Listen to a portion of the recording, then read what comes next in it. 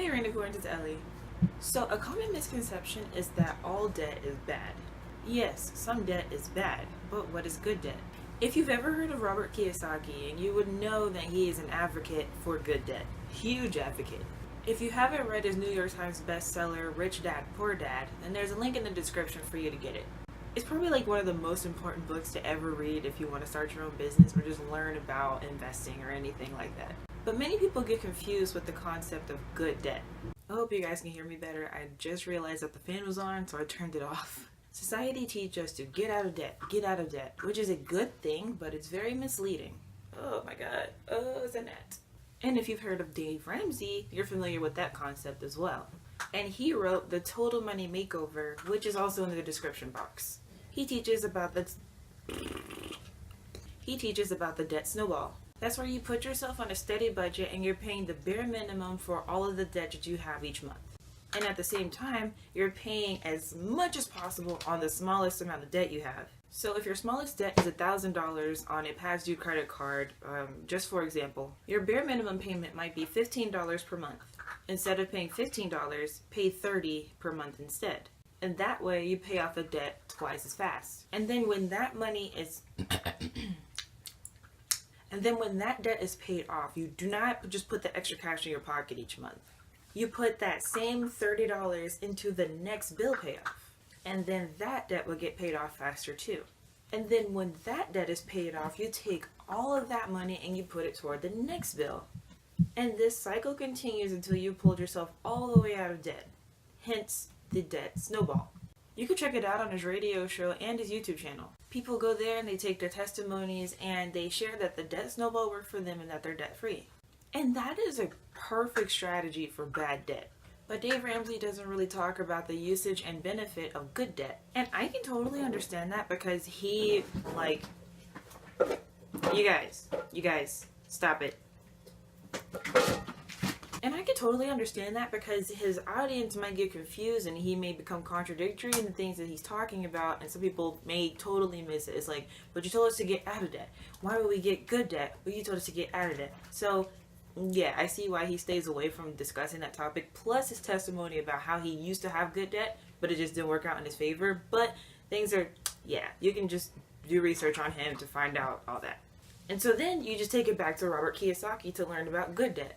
He talks about using debt as leverage. So one debt we're all familiar with is a mortgage. And just in case you didn't know, a mortgage is a loan on a house from a bank. And the most common one is 15 to 30-year mortgage. Dude, hey, stop it. Stop. So this loan can be good or it can be bad. A bad version of the loan is when you live in the house. What? Then why does everybody tell us to buy houses? Why does everybody tell us to get mortgages? Yeah, they tell you to do that, but it's bad debt. So you gotta learn how to cover your liabilities versus your assets. In this case, the house is a liability instead of an asset. You will always have to continue to pay that bill whether you have a job or not. If you rent out the house, then it's good debt. The house then becomes an asset because you'll always have a paying tenant in there whether you lose your job or not. The renter or tenant will still be paying the mortgage down and putting money in your pocket. It's bad debt for a liability and it's good debt for an asset. And then the air comes on. Okay, that's awesome. Another example would be if you just got a loan for $100,000. If you use that money to pay bills, buy things, upgrade your lifestyle, then that's bad debt. If you use that money to start a profitable business, then it's good debt. If you buy new furniture, a car, a new house, new clothes, then you won't be having any new money to pay that loan back with. If you start a business, you will eventually be making the money to pay back the loan and none of the money comes out of your pocket. Using the money for yourself is bad debt. Using the money for an asset is good debt. Another word people like to use for good debt is leverage. It's basically saying that you're not risking all of yourself to get something done. You use a little bit of what you have and someone assists you in the rest of it to get whatever project it is finished. And now you have more money to do other projects with. And that is Robert Kiyosaki's whole point. Don't use debt the wrong way to get the things you want, but instead use debt to create cash flow so then you can get the things you want. I watched a video about the new iPhone. It's called the iPhone XS or 10S. The video is by Minority Mindset. And according to his research, apparently many Americans are willing to go into debt to get the new iPhone. And that is ludicrous, but it's what we're trained to do. We're trained to get what we want, blah, blah, blah. We're trained to get what we want when we want it, by any means necessary. And now, I'm not hating on people for wanting iPhones. That's not what I'm saying. I personally prefer Androids as my main phone, but I like both. I'm filming with an iPhone right now. But I would never go into debt for a phone. I paid like $50 for this one after the value went down a little bit, and it's still working fine. A smartphone is a smartphone, no matter what developer you're using. Almost every smartphone can do pretty much the same thing. And so there's a few options, so like why not wait until the craze goes down and the price drops? Or you save up to buy the phone cash. Or just buy an older model and like, you know they're gonna make another phone in another year. So just save up money to buy that new phone when it comes out so you don't go into debt. People are willing to take out personal loans or run up their credit card to buy a phone. And most people get iPhones just to make themselves look rich. How many people do you see wearing Jordans, having designer bags, having the freshest Nikes, having all the brand names, and having an iPhone, but they can't afford their rent at the same time, or their utilities are out, or they just got their car repossessed? I forgot which man it was, but he was doing an interview, and he let the interviewer know it was in 2015.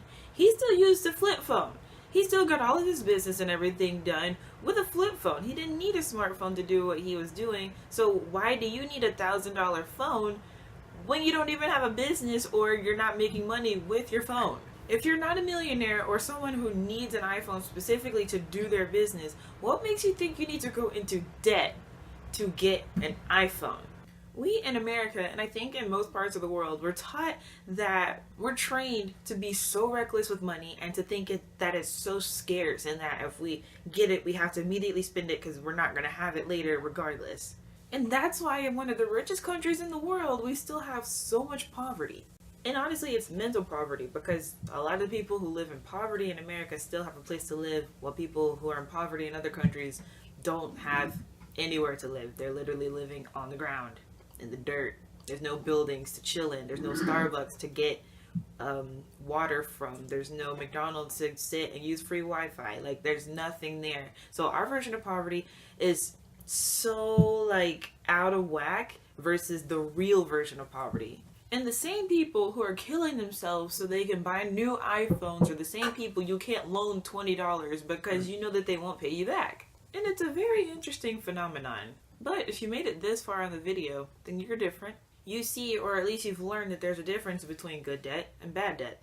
You understand that you want to use leverage on your assets and not your liabilities.